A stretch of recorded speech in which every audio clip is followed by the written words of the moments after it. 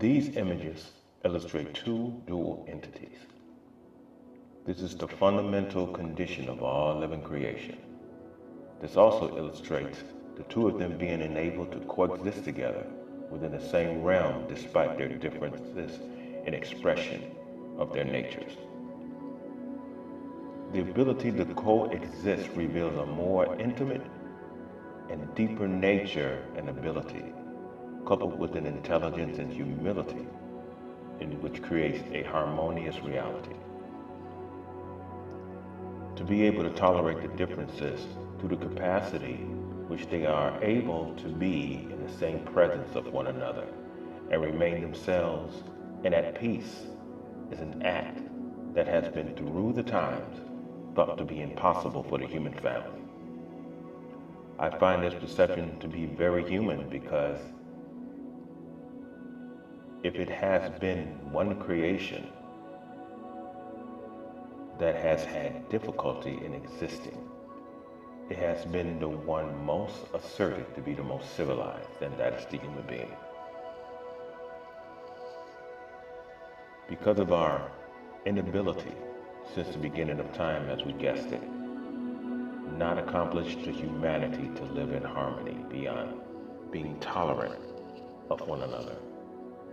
Because of our cultural distinctions, we continue to have this duality of tolerance, which is rooted in an unprovoked sense of animosity.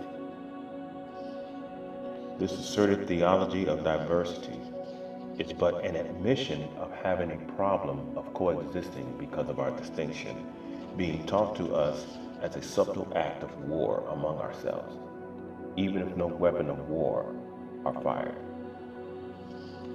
The war was ignited long ago within the minds of many of us through the centuries of historical accounts, which has caused hundreds of years of animosity, which continues to be the fuel to the fire of dissension among us all.